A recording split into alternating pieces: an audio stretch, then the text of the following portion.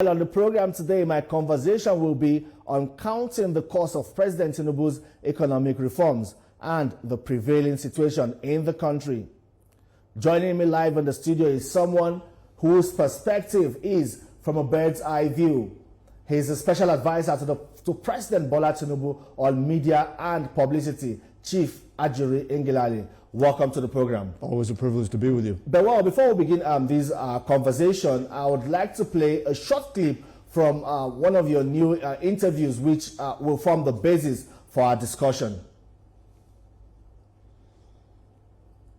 What was done with respect to the expenditure of billions of dollars of our foreign reserves it was done largely without the approval or knowledge, believe it or not, of President Muhammadu Buhari and President Bola Tinubu.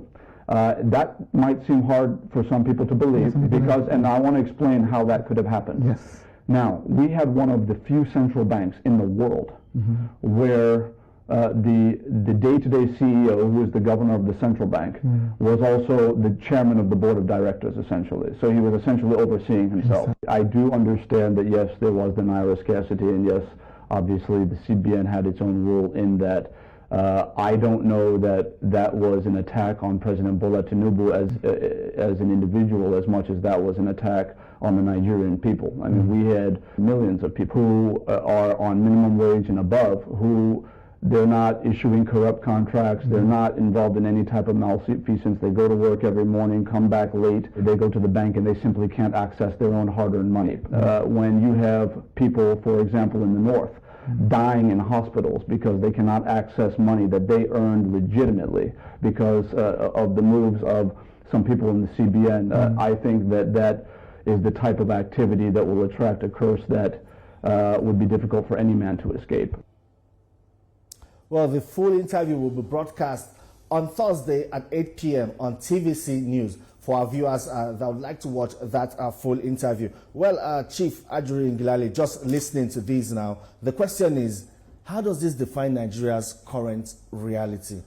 Well, let me first of all say that the determination of His Excellency President Bola Ahmed Tinubu to turn the page on the sad chapter of what transpired under the previous leadership of the Central Bank of Nigeria is such that he's more fixated on implementing the solutions to kind of rectifying those problems than fixating on those problems. With that said, I would say that it is now common knowledge that when you look at current conditions, not just in terms of obviously what had been an expeditious devaluation of the Nigerian naira and the inability obviously of the current leadership of the CBN to support it, to provide some sort of bolstering stimulus in view of the fact that our buffers had been depleted, buffers of foreign exchange liquidity had been depleted. This was a consequence of decisions that were taken at that time. There's no doubt about that. I think one of the aspects that is less known by our people is the fact that when you look at the level of food insecurity in some parts of the country, I think there's a tendency to believe that this is an outcome of a recent development, when in fact, when we have had our conversations with farmers' unions, with relevant stakeholders in the agricultural production industries, they have been very clear about the fact that the Naira scarcity from the first quarter of 2023 played a major role in the inability of agriculturalists, farmers, and producers to be able to purchase seedlings, to be able to sow to the extent that they would have a harvest that is now obviously pushing its way out into the market. And that has had reverberating effect now on successive seasons of sowing and harvesting. Now, with that said, I think it's important now to face the fact that we are where we are. and complaining isn't going to do anything for anybody. What the president is fixated on now is making sure that with the very limited instruments at his disposal, that he's making the wisest possible decisions and applications of the available resources that are on ground at the moment. And with that, I would acknowledge a few different things. First of all, we understand that His Excellency, Mr. President, has been very clear that we must now provide a direct stimulus to not just subnational governments in the form of the accruals that have resulted from the removal of the fuel subsidy and obviously the removal of subsidies that were, or interventions that were being made to fund sharp practices in the foreign exchange market. We can actually reapply those funds now for state governments to be able to not only pay salaries, but to ensure that investments in capital-intensive sectors such as agriculture, construction, manufacturing, and the like, that those funds are made available to the subnationals so that we don't have a top-to-bottom economic crisis in the country. Secondly, the president has said, even from the federal level, in addition to making sure that those freed up resources are coming in the form of enhanced allocations to the states, he's also saying that he's also in action ensuring that we have hundreds of billions of naira that are now being distributed to hundreds of thousands of micro, small, and medium-scale enterprises across the nation through not only the Bank of Industry, but also the Development Bank of Nigeria, as well as SMEDAN. And he's ensuring that that is done at single-digit interest rates across the board.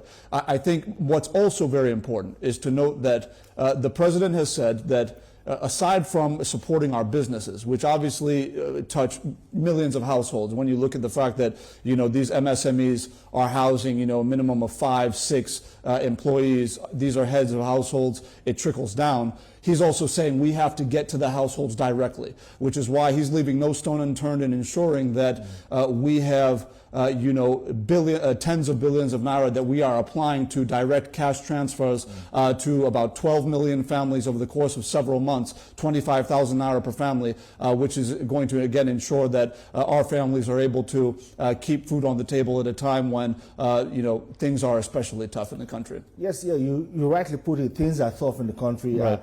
And indeed tougher for a lot of Nigerians. I know a lot of people have said that why we are where we are as it stands now in the country, especially with the economy. It's because of the actions of the past administration. Everyone has blamed the past administration, but the president. Why is the president reluctant to put the blame where it should be? Well, I think the president is focused on not only developing but implementing solutions. I think he has been honest, and I do counter that notion, because the president has come out several times also to say that the actions that were taken by the former CBN Governor Godwin Emefiele have a direct correlation, a devastatingly direct correlation with not just the cost of living crisis we're facing in the country, with respect to the devaluation of the currency, with respect to the fact that that had a direct bearing on the insufficiency of food in the country, which now makes food prices go up at a time when the naira is not able to be bolstered because there are foreign reserves that were totally frittered away with no good use, no good purpose. And so you tie all of that together, you would almost find that almost every aspect of what we're facing now ties back to the actions of one, I don't want to use terms, but let me just say some officials in the Central Bank of Nigeria that put us in this position. Isn't it unfair to single out well, some people have identified President Muhammadu Buhari as the head of state at the time, and obviously the one who appointed Godwin Emefiele. I think that the president's been very clear that the past administration has to take responsibility for what transpired in the CBN at that time. But I think the intelligence available to the president make it very clear that when the bulk of the foreign reserves and the billions of dollars that were misexpended were done without the knowledge or approval of President Muhammadu Buhari in many cases. And I think very recently, because I want to be very detailed about this, you would recall that the news reports in the last few weeks conveyed the former Secretary to the Government of the Federation, Mr. Boss Mustafa, under oath in court, testifying to the fact that under Godwin Emefiele's governorship of the CBN, you had $6.2 million withdrawn from the accounts of the CBN on the basis of a fictitious approval that was said to have been signed by not only Mr. Boss Mustafa as SGF, but also by President Muhammadu Buhari as president at that time. And it so turns out that both signatures were fake, but the money that was released from the CBN accounts was not fake. It was real money that was being taken out.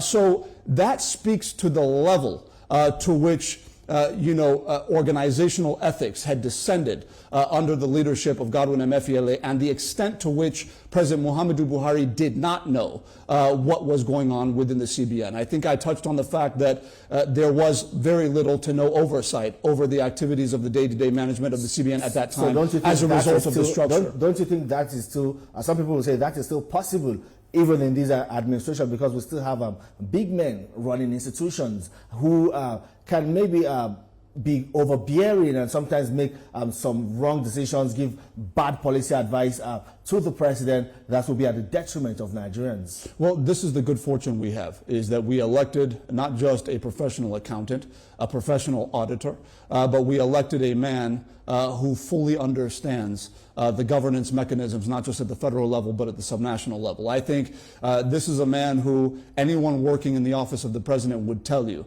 there is not one individual in the presidency that has a monopoly over what the president sees, hears, and reads. Nobody has that kind of power in the office of this president, and that's intentional. He's someone who everyone has access to. Everyone who needs to have access to him has access to him. He has direct communications on a frequent basis with the heads of our intelligence agencies, our anti-graft agencies, and the like. So there is not going to be the potential there for anyone to form a cabal around this president, because he's aware of the dynamics of what has happened in the past, and he is determined to ensure that that is not replicated under his watch. And I would also add the fact that in the person of the current CBN governor, Mr. Olayemi Cardoso, this is a man who is reputed around the world as being a prudent manager of men and resources. This is someone who has a reputation even within the government of being tight-fisted. And that is by the intention of President Bola Tinubu to have someone like that in place. And I would also add that when you look at the organizational structures that led to Godwin Emefiele really putting the nation in the position that it currently is in, the president has taken a comprehensive review of that structure. And he has said, even by legislation, that we are going to ensure that not only guardrails are put in place, but that legislative changes be enacted in such a way that this can never happen again. He's determined to do it. Nigerians will watch him do it. And that will mean that moving forward, the kind of elite conspiracy we saw between CBN officials, high-ranking government officials, and high-ranking members of the private sector, they're not going to be able to conspire amongst themselves to find loopholes within the system, because we have a president who is an auditor, an accountant, who will close those loopholes just the way he did in Lagos State many years ago. Yeah, you talked about increased allocations to states and some other things we're seeing from the president's economic reform. But not all Nigerians will agree with you, because some people would say, we've even seen some protests around the country, and some people would say that, well, since fuel subsidy was removed, things have become harder for citizens. Are there really identifiable gains from the removal of fuel subsidy that Nigerians, ordinary citizens, can touch and feel? Look, I think there's no one in this administration, and I can certainly speak from the perspective of the office of the president, who is wearing rose-colored glasses with respect to the current conditions in the country at all levels, but particularly at the bottom rung of the economic ladder. I think the president is all too aware, acutely aware, of the challenges Nigerian families are facing, which is why he is, even within the limited fiscal space, making every available financial instrument and policy instrument available at his disposal, leveraging those to ensure that we can reach our people directly. I mean, later this week, on Thursday, the president will launch the historic national student loan program. This is a major form of obligation reduction for Nigerian families and young people at a time when Nigerians are feeling the pinch. We believe this is the way to go. The president is not taking a single sectoral approach to supporting Nigerian households and families. He is taking a multi-sectoral approach that factors into making sure that we have an enhancement in agricultural production. We've seen the Minister of Agriculture, for example, out talking about how we are going to be cultivating in this calendar year 1 million hectares of Nigerian land, cultivatable land, across various value chains of the agricultural sector. We have, obviously, in the health sector, we have major infrastructural investments across all geopolitical zones, 6 major hospitals being upgraded, having a specialist cancer center in each of the geopolitical zones, for example, to ensure that we can enhance access and affordability of healthcare in the country at a time when Nigerians are feeling the pinch. I mentioned MSME bailouts. He's doing that to the tune of hundreds of billions of naira, making sure that we are putting long loan tenors so that people don't have to pay it back for the next few years, ensuring that we are there for them in their time of need so that jobs are not being lost, so that businesses are not closing their doors and Nigerian families are able to sustain the jobs of those who are working within their households. And then, of course, the direct support through the conditional cash transfer. And then there are many other efforts that are going to be coming up with respect to the consumer credit system, which is very, very important. I just want to mention this very quickly. When we talk about how we are going to massively employ millions, not hundreds of thousands, millions of Nigerians, it is going to be because we have created and established an effectively functioning consumer credit system in which our banking industry can be incentivized by the Central Bank of Nigeria to steer lending away from these high value but low in terms of labor intensivity sectors such as oil and gas into sectors such as the real sector, manufacturing, agriculture, construction, making sure that developers have access to finance so that not only are they in a position to build out millions of social housing units, they have the funding capacity, but also ensuring that our automobile developers, people who want to invest in Nigeria to manufacture automobiles, they will now know that we can steer trillions of naira worth of capital in a consumer credit arrangement to the low-income and middle-income Nigerian who can prove their sustainable incomes to ensure that they have access to this credit so that they can go to an automobile manufacturer or even a car dealership that deals in Tukumbo and have the bank offer that money up front to those institutions so that Nigerians can pay back on a monthly basis for their homes, right, and for their cars in such a way that you now have a self-fulfilling cycle of industry where millions of jobs are created, sustainably manufacturing cars and homes, at the same time having these businesses having their supplies off-taken by this new pool of demand created by the consumer credit system. You bring all of those things together, and again, the consumer credit system is not some futuristic thing or a pie-in-the-sky promise. We want to launch that within the next 30 to 45 days. This is imminent, and this was a campaign promise of the president. This is how we are going to turn the page on what happened under the past administration, particularly at the level of the CBN, and then we're going to make sure that we build out all of the initiatives that people will understand that this administration is not an administration of words, but an administration of action. And the last point on that is that people have asked the question, you have foreign exchange illiquidity in the country, a cash crunch, right? Where are you going to get this money to be able to effectively, wheel out these programs, student loan, consumer credit? Where is this money going to come from? I think it is essential that we, inform our people very aggressively about the fact that we do have 4 major refineries that are going to be coming on stream fully within the next 12 to 16 months. How does that link with this? Right now, we are paying hundreds of millions into the billions of dollars, right, to import refined PMS from foreign refineries, paying hundreds of millions of dollars on the shipping of those products alone. Once our refineries are working, we immediately stop all of the expenditures that we're currently expending in foreign exchange on these products. And then the double whammy, the other side of that, is that while we are stopping these expenditures of foreign exchange, we are now adding new foreign exchange inflows with the supply of dollars that will be coming from the export of the surplus refined PMS that we are refining within the country. Right now, we have a demand of about 450,000 barrels per day equivalent of refined PMS, right? So what's going to now happen is Dangote refinery alone is doing 650,000 barrels per day this year. Later this year, it'll be fully up and running. Then in addition to that, we will have the Port Harcourt refinery of 200,000 barrels per day capacity, fully running by the first quarter of next year. In addition to the Warri and Kaduna refineries with another joint batch of 200,000 barrels per day, fully owned by the Nigerian government, refined PMS. You add that 400,000 of state-owned refined PMS stock that we will be in a position to now sell overseas to our neighbors in dollars. You will now know the tens of billions of dollars annually that we will be accruing, that we are currently losing when those projects are finished. So this is how when we talk to our people and we're telling them, hang on a little bit longer, be patient with us, we are appealing to our people, is because we see the light at the end of the tunnel.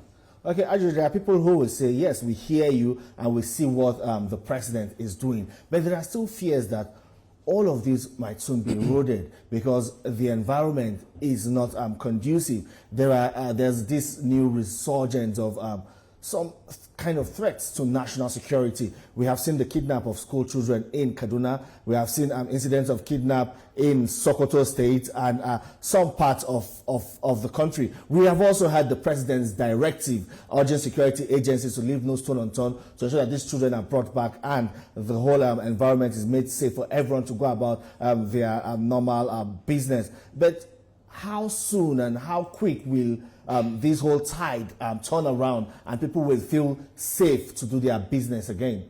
There's no question about the fact that there is a clear nexus between the security of the Nigerian state and obviously our ability to not only, rapidly improve the rate of foreign direct investment and obviously implement all of the measures we put in place under this administration.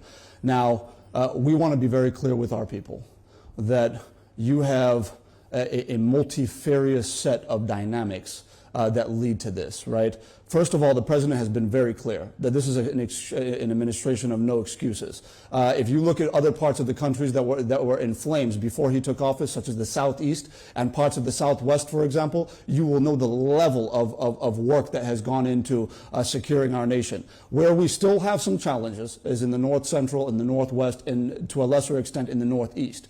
There's still a lot of work to be done. The Kaduna access, I remember the time when you could not travel by road, the Abuja-Kaduna highway. You're able to do that now. The problem is when you have these far-flung communities, we do have these hit-and-run incidences of not just violence and killings, but obviously kidnappings and hostage-taking. I think that there's going to have to be some sort of robust legislative reform that makes it clear to every citizen of our country that if you kidnap anybody, you will be killed by the justice system. There will be a death penalty attached to it. I don't know that this can be solved if you don't do that and see to the implementation of it.